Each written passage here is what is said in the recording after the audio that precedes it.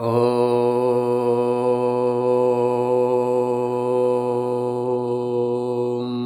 पूर्णमदः पूर्णमिदं पूर्णात् पूर्णमुदच्यते पूर्णस्य पूर्णमादाय पूर्णमेवावशिष्यते। ओम शांति शांति शांति। शंकरं शंकराचार्यं केशवं बादरायणं सूत्रभाष्य कृतो वन्दे भगवन्तौ पुनः पुनः। ईश्वरो गुरुरात्मेति मूर्तिभेद विभागिने व्योमवद्व्याप्तदेहाय दक्षिणामूर्तये नमः। ओम शांति शांति शांति।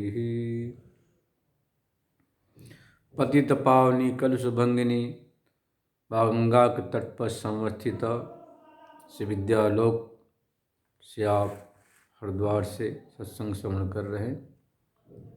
द्वितीय अध्याय के श्रीमद् भगवत गीता के द्वितीय अध्याय का 58वां श्लोक। यदा संहरते चायं कुर्मुंगानीव सर्वशः इंद्रियाणीन्द्रियार्थेभ्यः तस्य प्रज्ञा प्रतिष्ठिता। यदा यदा संहरते चायं कुर्मुंगानीव सर्वशः इंद्रियाणीन्द्रियार्थेभ्यः तस्य प्रज्ञा प्रतिष्ठिता। भगवान यहाँ चिता प्रज्ञा के लक्षण बतलाए जा रहे हैं। इसके पहले बताया था यह सर्वत्र अनभिस्नेहस् तत्तत्प्राप्य शुभाशुभम नाभिनंदति न द्वेष्टि तस्य प्रज्ञा प्रतिष्ठिता। यह कहा था भगवान ने। सर्वत्र अनभिस्नेह, सर्वत्र सभी जगह सुतम्या तरल देश कालावस्था में तरल प्रत्यय होता है। सभी देश में, सभी काल में, सभी अवस्था में, सभी व्यवस्था में, चाहे आपके जीवन में जैसे भी अनुकूल पसंदीदा अवस्था हो, व्यवस्था हो, व्यवहार हो या प्रतिकूल माहौल हो, प्रतिकूल समझे की परिस्थिति हो, सर्वत्र अनभिस्नेह, कहीं स्नेह करना ही नहीं। तत्तत् प्राप्य शुभाशुभम, प्रारब्धानुसार शुभ मिला तो उससे बहुत अधिक फूल के कुप्पा नहीं होना, और प्रारब्ध कर्मानुसार शुभ मिला तो हाय तौबा नहीं करना, द्वेष नहीं करना। नाभिनंदति न द्वेष्टि तस्य प्रज्ञा प्रतिष्ठिता। यह बात भगवान ने 57 श्लोक में बताई और 58 ने बताया। इसलिए कहा क्योंकि प्रारब्ध कर्मानुसार ये सब तो चलते रहते हैं। जो ज्ञानी होता है वह परमात्मा के विधान को सहर्ष स्वीकार करके उसका जीवन, व्यवहार, आचरण, क्रियाकलाप सहजावस्था रूप से होता है। कोई आर्टिफिशियल कृत्रिम बनावटी चीज़ें नहीं होती हैं। जैसे आजकल दिन में 25 बार कपड़े बदलते, मेकअप करते न, वैसा नहीं होता, स्वाभाविक दिनचर्या होती। जैसे कि अब आपके जीवन में जरना शौच हो गया, मरना शौच हो गया, तो आप हर से इतने फूल के कुप्पे हो जाते हैं कि अपने आप को संभाल नहीं पाते। कोई मर गया तो भी हाय तौबा। तो आपके लिए कह दिया कि जरना शौच मरना शौच में आप अशुद्ध होते हैं, सूतक लगता है, तो आप देवार्चन नहीं कर सकते। क्योंकि हर्षा विशास जब चित्त होगा तो जो हमारा जो देवार्चन है वह उटपटांग व्यवस्थित नहीं होगा। क्योंकि दोनों अवस्थाएं मनुष्य धर्म का अतिक्रमण कर देता है। इसलिए कह दिया कि उस समय अशौच सूतक। पर जो ज्ञानी है, स्थित प्रज्ञ है, जो भक्त है, उसको जानना मरना सच नहीं लगता है। क्योंकि उसकी जो प्रज्ञा है, बुद्धि है, स्वरूप में प्रतिष्ठित है, भगवान में प्रतिष्ठित है, भक्ति में लगा हुआ है। तो अनुकूलता से हर्ष नहीं, प्रतिकूलता आने पर द्वेष नहीं। इसलिए उसके लिए जरना शौच मरना शौच का कोई नियम नहीं होता। वह अपने को बुद्धि से, मन से, चित्त से, अहंकार से ऊपर सच्चित आनंद स्वरूप परमात्मा में प्रतिष्ठित कर देता है, लगा लेता है। अब यहाँ तक तो बताया कि भाई प्रारब्ध कर्मानुसार जब सुख दुख आवे तो आपको ऐसा व्यवहार करना। क्योंकि जो सिद्ध के लक्षण होते हैं, स्वभाव होते हैं, वही साधक का साध्य होता है। तो आप साधक हैं तो आपके लिए क्या करना? तो प्रारब्ध कर्मानुसार शुभाशुभाए तो कहीं श्रेय नहीं करना, अनुकूलता से बिल्कुल आसक्त नहीं होना और प्रतिकूलता से द्वेष नहीं करना। अपने आप को अपने चिंतन में, भगवान के भक्ति में, यदि ज्ञान मार्गी हैं तो वेदांत के चिंतन में अंतराय नहीं आना चाहिए। स्वाध्याय सत्संग में कोई बाधा नहीं होनी चाहिए। और यदि आप भक्ति मार्ग से चल रहे हैं तो आप भगवान के भक्ति में, नाम जप में भी कोई बाधा नहीं हो, इसका ख्याल करना चाहिए साधक हैं तो। अब प्रारब्ध कर्मानुसार की व्यवस्था बता दिया, परंतु जो स्वाभाविक जो दिनचर्या उसमें पूछ रहे, उस समय क्या करता है? भाई प्रारब्धानुसार सुख दुख को तो न चाहकर भोग लिया। अब कैसे भोगा? तो सुख हुआ तो उससे आसक्त नहीं, उसमें हर्ष नहीं, और दुख हुआ तो विषाद नहीं। परंतु जिस समय प्रारब्ध कर्म का भोग नहीं, प्रारब्ध कर्म का भोग काल नहीं है, उस समय वह कैसा व्यवहार करता है? स्थित प्रज्ञा विपरीत सुख दुख भोग काल में प्रारब्ध को साक्षी भाव से देख रहा है, जबरदस्ती भोग लेता है। बाकी समय अपनी इंद्रिय और मन का प्रत्याहार करके बैठता है। प्रत्याहार जानते हैं ना? योग दर्शन में जो बताया है, यम नियम आसन प्राणायाम प्रत्याहार धारणा ध्यान समाधि। तो प्रत्याहार करता है। प्रत्याहार मतलब कि इंद्रियों का उपसंहार, इंद्रियों से विषय का जो ग्रहण करते हैं उसको तो हम आहार कहते हैं। आहारीयते गृह्यते इति आहार। आँख से रूप का दर्शन, कान से शब्द श्रवण, जीभ से स्वाद का विवेक, नाक से गंध, पैर से गमनागमन, हाथ से लेन देन, इसका नाम हो गया आहार। आहार का इतना अर्थ नहीं है भोजन, आहार का अर्थ मात्र भोजन ही नहीं है, बल्कि इंद्रियों से जो विषय ग्रहण करते उसका नाम आहार। और प्रत्याहार मतलब कि लौटना, जिसे बोलते हैं ना गमन प्रत्यागमन, गमन मतलब जाना, प्रत्यागमन मतलब लौटना। तो अब प्रत्याहार करता है, कैसे करता है? तो दृष्टांत दिया कछुआ का, कुर्मोंगानी सर्वशः। जिस प्रकार से कछुआ क्या करता है कि जरा भी आहट सुनाई पड़ा या आहट नहीं भी है तो हमेशा अपने गर्दन को, शरीर को कवच के अंदर छिपा के रखता है।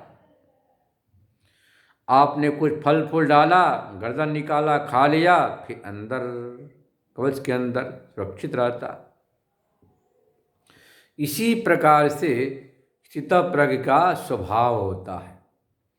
प्रारब्ध भोग काल में तो जबरदस्ती अपना भोग लिया, और अन्य काल में इंद्रियों का प्रत्याहार कर लेता है। मतलब अपने इंद्रिय और मन बुद्धि को अंतर्मुख करके स्वरूप चिंतन में मस्त रहता है। सीधी बात है। वैसे प्रत्याहार तो सभी करते हैं। अब देखो दुर्गंधी आई, नाक बंद कर ली। जरा कोई आपके प्रतिकूल व्यक्ति तो मुख मोड़ लिया, है ना। तीखा है तो जीभ मुख को हटा लिया। तो आप तो जबरन प्रत्याहार करते हैं ना। परंतु स्थित प्रज्ञ है, वह जानता है कि अनात्म चीज़ों से, रूप से, रस से, गंध से, स्पर्श से, शब्द से क्या लेना देना। भाई गंध से मतलब कि प्रतिकूल है गंध आपके, तीखा जी प्रतिकूल हो गया, है ना। गाली सुनना बुरा लग रहा तो प्रत्याहार कर लेते हैं, कान को बंद कर लिया, हमें सुनना नहीं ये बात है, नाक को बंद कर लिया, मुख को मोड़ लिया, आँख को बंद कर लिया, खराब चीज़ है तो। परंतु आपने यह कभी सोचा कि जब गुलाब के बगीचे में जाते हैं, बाजार से गुजरते हैं तो खुशबू आती है केवड़ा का, चंपा का, चमेली का, वहाँ भी स्थित प्रज्ञ प्रत्याहार करता है, साधक भी प्रत्याहार कर लेता है, और आप नहीं करते। क्यों? उसे पता है यह जो अच्छी खुशबू है, अच्छा जो चंपा का, चमेली का, गुलाब का, केवड़ा का खुशबू आ रहा है, इसकी आदत पड़ गई, पसंद आ गया तो बार बार मन उधर जाएगा। भाई बदबू तो 2 मिनट के लिए आई, नाक बंद कर लिया, आँख बीच लिया, तीखा लगा, जीभ गुजरा, मीठा खा के पानी पी के शांत कर लिया। परंतु अच्छी चीज़ें जो खुशबू आ रही है, जो स्वादिष्ट भोजन आपको जीभ को लग रहा है, उससे प्रत्याहार नहीं करेंगे, अंगों को बस में नहीं करेंगे, तो नारायण बार बार मन उधर भागेगा, बुद्धि चिंतन करेगी, लाओ दिल्ली का खुशबू, तो बम्बई का खुशबू, तो कलकत्ते का रसगुल्ला राजभोग, है ना, लखनऊ का आम। मैंने एक बहुत अच्छी चीज़ सुनी थी, प्रातः स्मरणीय ब्रह्मलीन पूज्य चरण ओंकारेश्वर के महाराज श्री स्वामी रामानंद महाराज के मुखारबिंद से, जिसमें हम लोग स्वाध्याय करते तो उस समय की बात है। महाराज श्री सुनाया करते थे, उत्तर काशी में एक बहुत अच्छे संत थे, बड़े ध्यानस्थ, पर उनको खीर खाने का शौक था।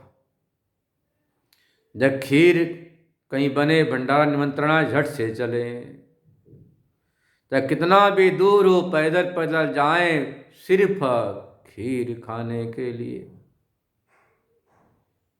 एक दिन विचार किए, ये जो खीर है, खीर के चक्कर में इतना समय मेरा खराब होता, जाओ इतना दूर पियाओ, अब कैसे बस में करे। तो कहते युक्ति से मुक्ति, संतों की कहावत है, युक्ति से मुक्ति। 25 किलो खीर बनाई, दरवाजा बंद किया, बोले खूब खिलाया, बोले खाओ खाओ। अब इतना खाए कि उल्टी होने लगी, बोले और खा, दोबारा खीर तुझे नहीं मिलेगा। वो दिन के बाद तो बस खीर का नाम भी सुनना पसंद नहीं। अब प्रत्याहार हो गया खीर से। तो नारायण जो हमारी इंद्रियां बदबू में या विपरीत चीज में जाती है, वहां तो प्रत्याहार आप कर लेते हो कि ठीक नहीं, परंतु जो गुलाब का खुशबू आ रहा है, चंपा चमेली का खुशबू, सुंदर रसगुल्ले का जो स्वाद, सुंदर जो सौंदर्य आकर्षण, आँख का जो त्वचा से कोमल स्पर्श, और पैर कहता घुमाओ, टांग में दर्द हो रहे फिर भी पैर कहता घुमाओ जी, बैठे बैठे उग रहे, तो इससे भी प्रत्याहार आवश्यक है। क्योंकि यह जो विषयाकर्षण है, यह तो आपको लंबे समय तक अपने में उलझा कर रखता है। इस तरह क्या करता है, जैसे कछुआ भोजन आदि के समय तो गर्दन को निकाल कर भोजन कर लिया, गर्दन निकाल के घूम लिया, टहल लिया, काम कर लिया, फिर कवच के अंदर गर्दन कर लेता, हाथ पर सिकोड़ लेता है, फिर कोई खतरा नहीं होता है।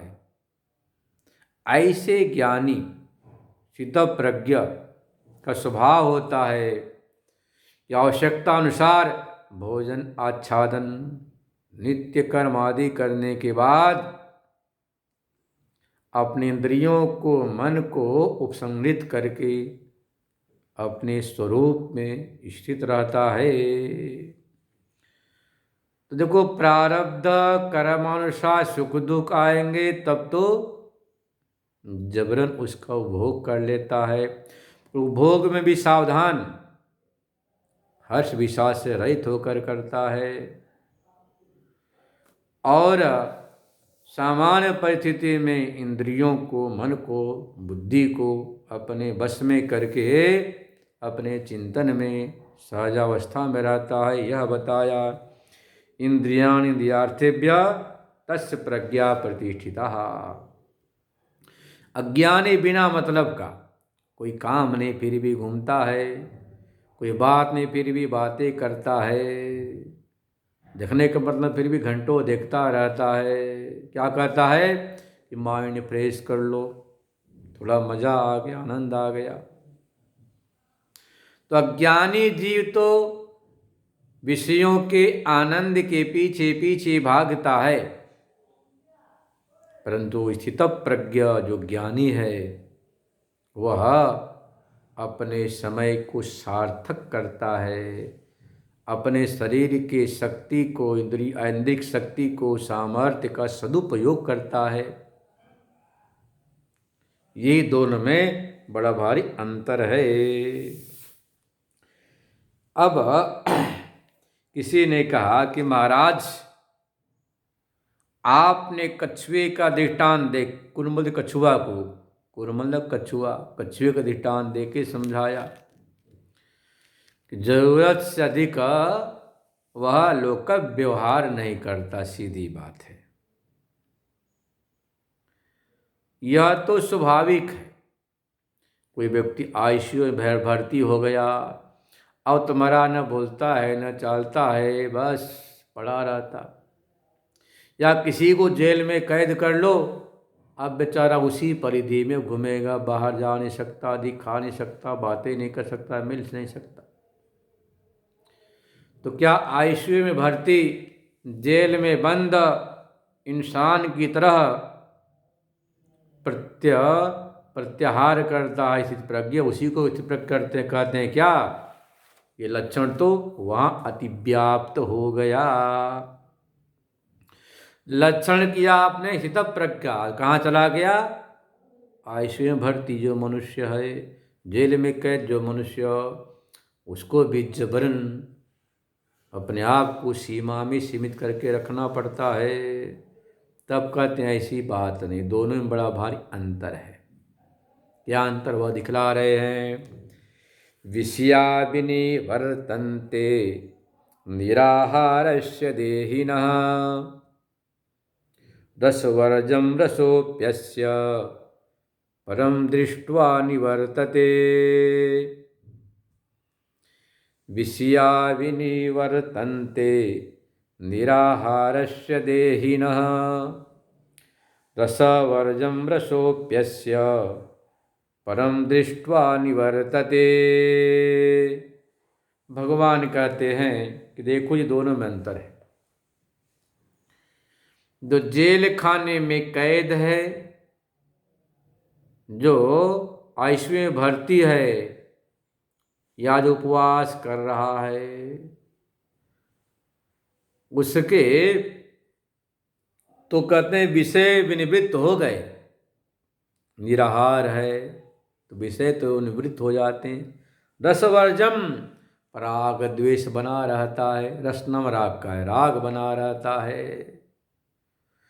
और सोचता है कि कब मैं ठीक हो जाऊं तो खूब रसगुल्ला खाऊंगा, ठीक होने के बाद खूब घूमूंगा, मीठी मीठी बातें करूँगा। किसी से बातें नहीं करने देते, देखने नहीं देते, मिलने नहीं देते, घूमने के लिए प्रतिबंध है, खाने का प्रतिबंध है। तो उसके चित्त में राग बना रहता है। ऐसे जेल का कैदी भी वो दिन गिनता है कि ये महीना गए, 2 महीना गए, 3 वर्ष के बाद बाहर जाऊंगा तो खूब आज़ादी से घूमूंगा, फिरूंगा, खाऊंगा, बातें करूंगा। तो उसके अंदर राग बना रहता है, राग द्वेष। दिया कैसा है? रसोप्यस्य परम दृष्ट्वा निवर्तते। तत्व का साक्षात्कार होने के बाद राग द्वेष भी निवृत्त हो जाते हैं।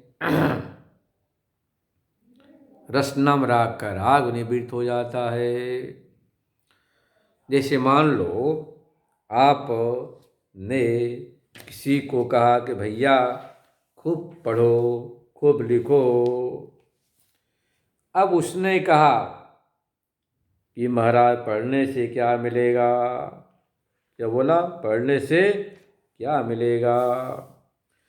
तो आप कहते देख भाई, आज से तू पढ़ना शुरू करेगा तो बीए पास होगा, बीएड कर लेगा, अच्छा प्रोफेसर बन जाएगा, प्रतिष्ठा मिलेगी, इज्जत मिलेगा। तो वह अच्छी तरह से पढ़ाई में लग जाता है। जब आपने कहा तभी से वह पढ़ाई में लग गया, मेहनत करने लगा। तो वह तो माता पिता गुरु के समझाने से, कहने से बच्चा पढ़ाई में लग गया। 12वीं पास किया, इंटर किया, बीए किया, बीएड किया। पहले उससे बड़ा शौक था टेलीविज़न देखने का, मोबाइल देखने का, पिक्चर देखने का, बड़ा उसे आनंद आता था। पर जैसे आपने समझाया कि देखो बेटा, सारी चीज़ें काल्पनिक है, जो तुम देख रहे हो ना टेलीविज़न में, क्रिकेट का खेल या जो गेम खेलते हो, पिक्चर देखते हो, सब काल्पनिक है। तो प्रारंभ में तो उसे बात समझ में नहीं आ रही थी, पर बड़े बूढ़े की बात माना, गुरुजी की बात मान लिया, मास्टर साहब की बात माना, तो मेहनत करके पढ़ाई कर ली। अब अच्छी तरह से पढ़ाई करने के बाद उसे पढ़ाई में रस आने लगा, डिग्री मिल गई, अच्छे अंकों से पास हो गया, पद प्रतिष्ठा मिल गई। अब कहो टेलीविज़न देखो तो कहता है सब बेकार चीज़ें हैं, फिजूल की बातें हैं, काल्पनिक कथाएं हैं, क्या इनकी सब काल्पनिक भाषाएं हैं, भाषा में कोई रस नहीं। जैसे उसे स्वाध्याय का आनंद आया, स्वाध्याय सत्संग का आनंद आते ही अब महाराज टेलीविज़न के जो चलचित्र हैं, जो खेल कूद हैं, उसे बेकार की चीज़ें लगती हैं। उनकी भाषा कथा बेकार लगता है, झूठी लगता है। पर जब तक उसे आनंद नहीं आता तब तक तो अच्छा लगता है। ऐसे ही नारायण, जब तक आपको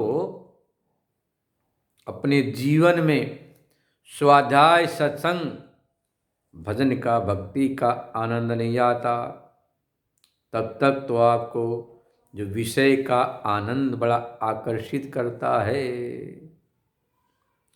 कोई बार बार कहे भाई क्यों व्यर्थ की समय बर्बाद करते हो, 1 घंटों देखते हो मोबाइल, उससे क्या मिलता है।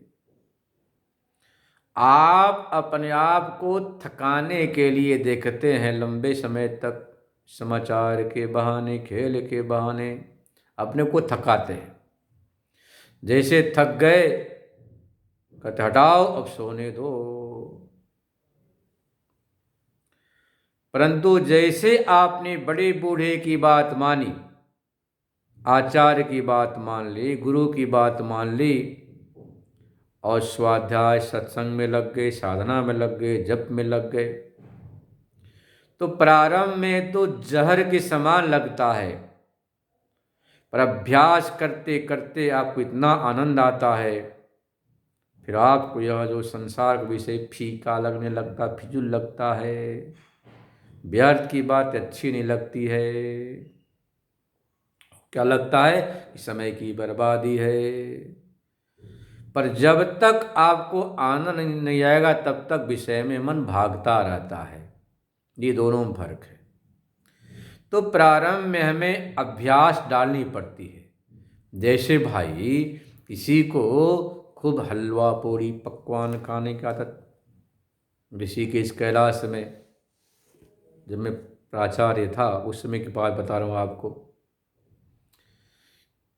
कहते थे कि जब नया कोई महात्मा आता 6 महीने तक खूब खीर, खूब हलवा, खूब मिठाई खूब खाता, खूब भंडारे, 365 भंडारे होते ही होते। अब वो खूब जो है ना खाता पीता, मिठाई हलवा पूड़ी खीर, आसपास क्या देखता, अरे ये पुराने लोग तो कोई खाता नहीं, एक आध लेता मिठाई बस। पर 6 महीने के बाद दूसरे ज्ञान होता कि अरे भाई ज़्यादा मीठा हलवा पूड़ी सब चीज़ खाएंगे तो पेट खराब होगा।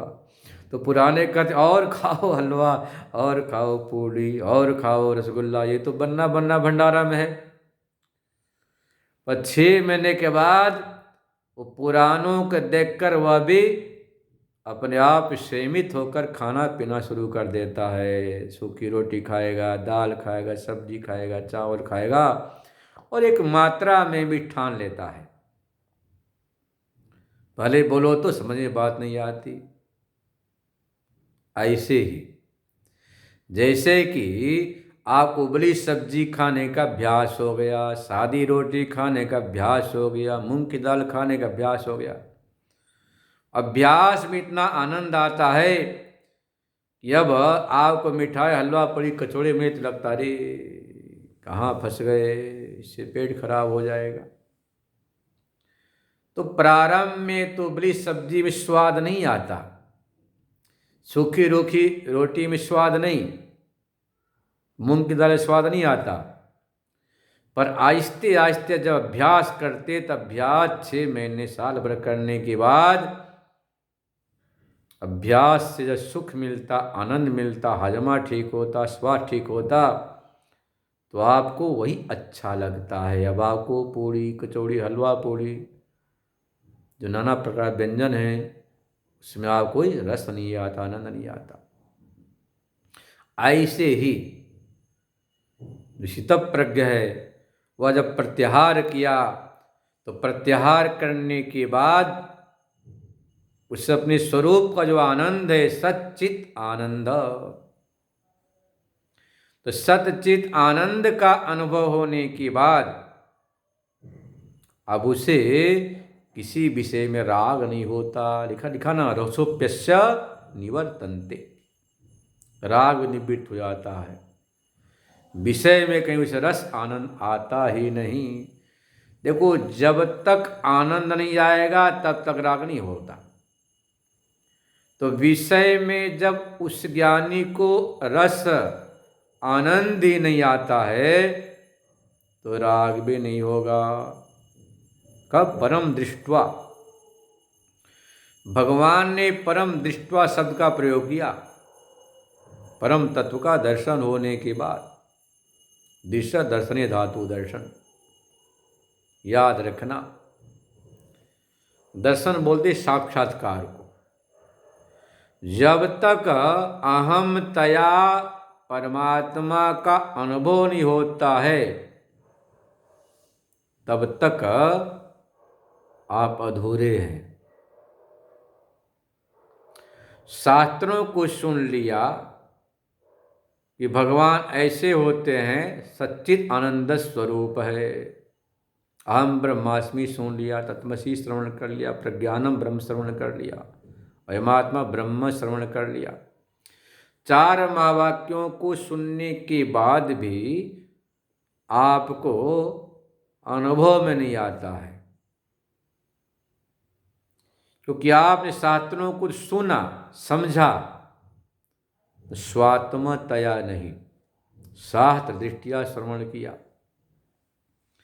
इसी श्रुत पदार्थ का मनन करते करते जब आप निध्यासन में उतरते हैं, पहले श्रवण फिर मनन फिर निध्यासन में उतरते हैं, क्योंकि उसका तो साक्षात अपरोक्ष है ही।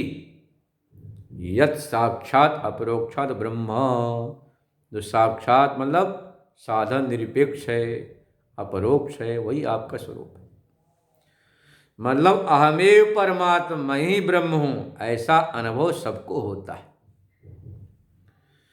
और ये मैं में होता है। देखो उसका लक्षण क्या है? सत्य चित आनंद लक्षण है। तो अपने आप के सत्ता के विषय में किसी को कभी संशय नहीं होता है कि मैं नहीं हूं या नहीं था। आप सोकर उठते हैं तो भी क्या कहते हैं? सुखपूर्वक सोया, बड़ा आनंद आया। दृश्य प्रपंच का भान नहीं होता है, पर आपको अपने आप का भान होता है कि मैं सुखपूर्वक सोया था। विपरीत ज्ञान भी नहीं होता है, विप्रतिपत्ति नहीं होती कि मैं था ही नहीं, संशय भी नहीं होता कि मैं था कि नहीं था। तो सत आपका स्वरूप। और चेतन, चेतन मतलब कि आप हमेशा कहते हैं कि अहम जानामि, मैं जानता हूँ, शृणोमि सुनता हूँ, पठामि पढ़ता हूँ। तो आपका जो ज्ञान है वह स्वरूप है। और आनंद भी सुषुप्ति में व्यक्त होता है। तो सत चित आनंद तो मय रूप से अपरोक्ष है, दूसरे में अपरोक्ष नहीं है। भाई डॉक्टर किसी की नब्ज पकड़ के कहता है कि बीमार है कि नहीं है, या जीवित है कि नहीं जीवित है, तो जो डॉक्टर है उस डॉक्टर को, महावैज्ञानिक को दूसरे चीज में चेतनता का अपरोक्ष नहीं हो रहा है। वह तो नब्ज चल रही है, उसको देख कर कहता कि जीवित है, श्वास प्रश्वास को देखकर क्या बोलता? भी जीवित है। पर अपने आप को मैं चेतन हूँ, अपरोक्ष है ही सभी को। जो साक्षात है, अपरोक्ष है, वही ब्रह्म है।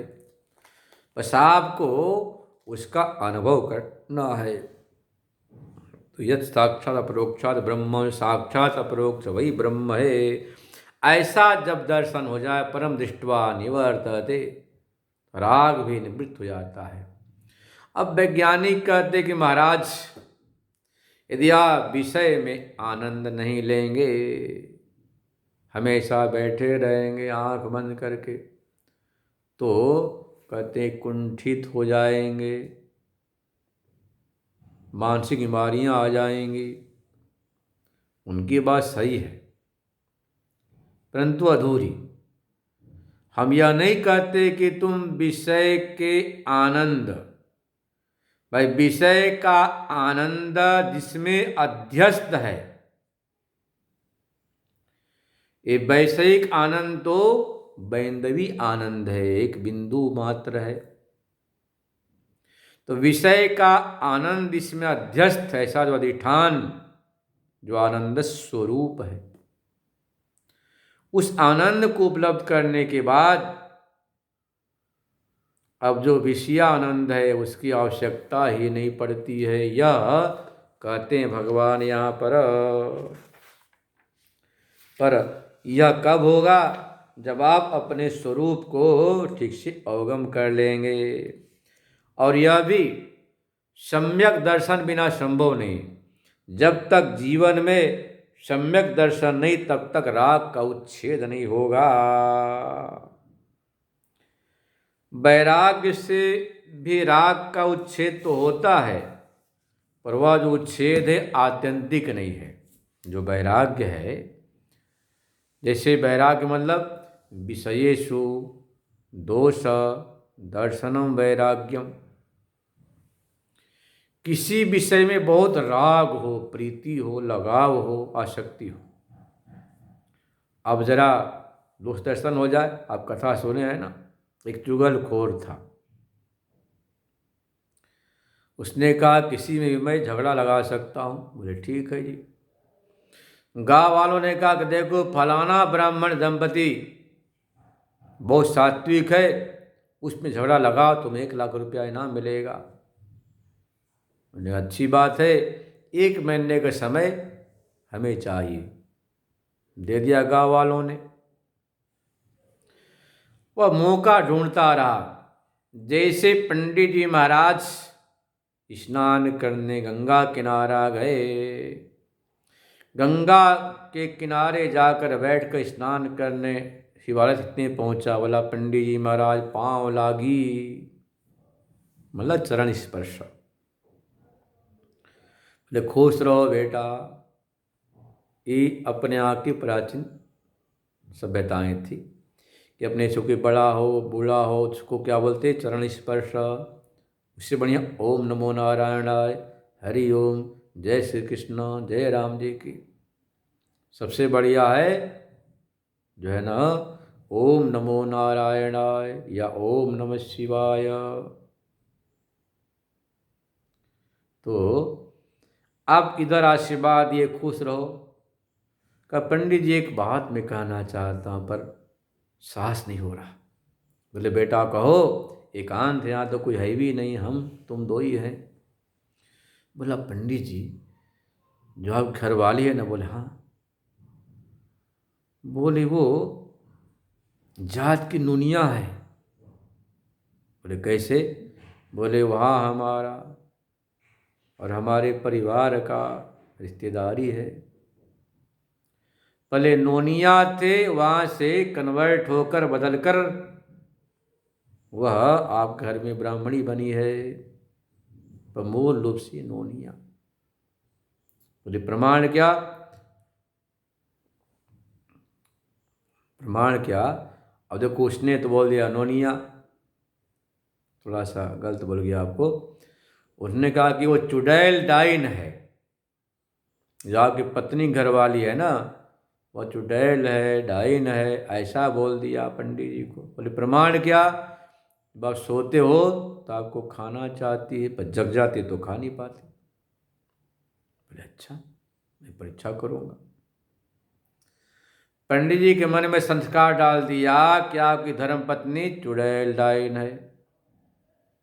उधर पंडितानी एक दिन घर से निकली, पीपल के पेड़ में पूजा कर रही थी कि अपने यहाँ अनंत कोटि परमात्मा का स्वरूप है। कोटि बोलते प्रकार को, अनंत प्रकार है।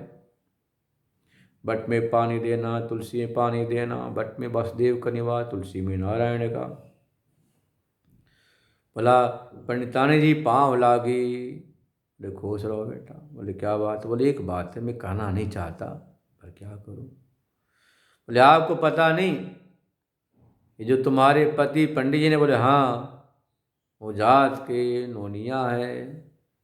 डांटा, ऐसा क्यों? बोले मुझे पता है ना, सब छिपा रखे।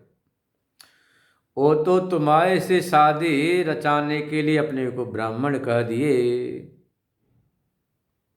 बोले प्रमाण क्या? तो तुम ऐसा करना, सो जाए तो जरा जीभ से चख कर देखना, उनका पीठ शरीर में नमक ही नमक, नोनिया जात का पचा नमकीन होता है शरीर। बोले ठीक है। अब महाराज पहले बहुत प्रेम था, धीरे धीरे इन शब्दों को सुनने के बाद दोष दर्शन होने लगा। वो सोची कि लगता है ये नोनिया ही होगा, पति ब्राह्मण बना होगा। वो सोचे कि लगता चुड़ैल है, उसके व्यवहार को बारीकी से देखने लग गए। एक दिन रात को जैसे सोए वैसे ही पंडितानी ने जीभ से ऐसे चखना शुरू किया। इतने में जगे। बोले मैं जान गया तो ढाई ने मुझे खाना चाहती।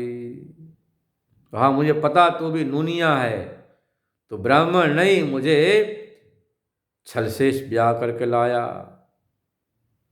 अब झगड़ा शुरू, पूरा गाँव इकट्ठा हो गया, बहुत भीड़। बोले क्या बात है भाई? बोले देखो महाराज मैं ब्राह्मणी, इसने ब्राह्मण बनकर शादी रचाया, ये है जात का नोनिया।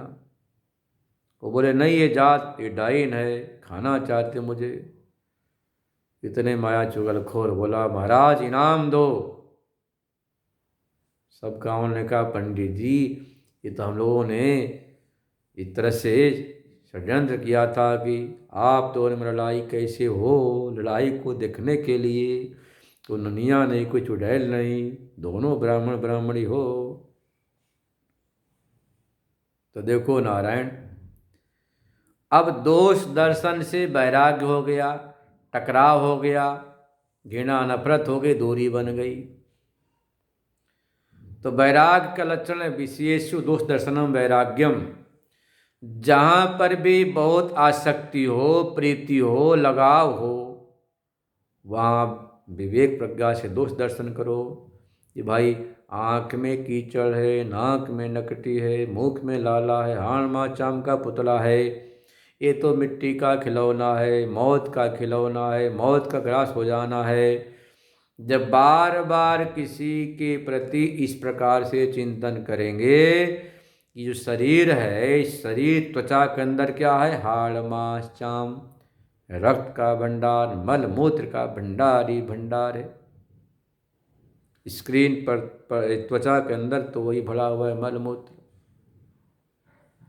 ऐसा चिंतन करने से वैराग्य तो होगा, तो वैराग्य वह चिंतन काल तक की रहता है। एक बार वहां से राग हट जाएगा, सही बात है, पर आत्यंतिक नहीं। विषय के दोष दर्शन करने से वैराग्य होगा, और वैराग्य से राग का, रस का नाश तो होगा, परंतु आगे पुनः राग हो सकता है दूसरे नए विषय में। क्योंकि बीज जो अविद्या है, वासना कामना बनी हुई है, जब तक बीज है तब तक पेड़ तो होगा ही। जब परमात्म दर्शन हो गया तो जो बीज है राग विद्या, उसका ध्वंस हो जाता है।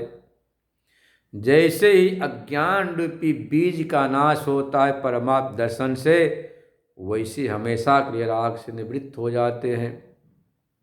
तो वैराग्य से राग की निवृत्ति होती है और पुनः पुनः राग हो जाता है। आत्मदर्शन से, साक्षात्कार से सबीज अज्ञान के साथ राग निवृत्त हो जाने से हमेशा के लिए आप इससे छुटकारा पा जाते। इसलिए कह दिया विषया विनिवर्तन्ते निराहारस्य देहिना रसवर्जम रसोप्यस्य परम दृष्ट्वा निवर्तते। उस तत्व का साक्षात्कार करने से राग भी निवृत्त हो जाते हैं। और जब तक राग है तब तक चित्त में शांति नहीं मिलती है। किसी कोटर में चिंगारी रख दो, चाहे कितना बड़ा महान से महान बटका पेड़ क्यों न हो, धीरे धीरे वह झुलस जाता है। ऐसे ही हृदय रूपी गुफा में राग द्वेष की चिंगारी रहेगी तो आप जवानी में बूढ़े हो जाते हैं, बाल पक जाते हैं, त्वचा सिकुड़ जाती है। और जब आत्मदर्शन से राग निवृत्त हो जाता है तो फिर आनंद ही आनंद। शिष्कल श्रवण करेंगे। ओम पूर्णमदः पूर्णमिदं पूर्णात् पूर्णमुदच्यते पूर्णस्य पूर्णमादाय पूर्णमेवावशिष्यते। ओम शांति शांति शांति।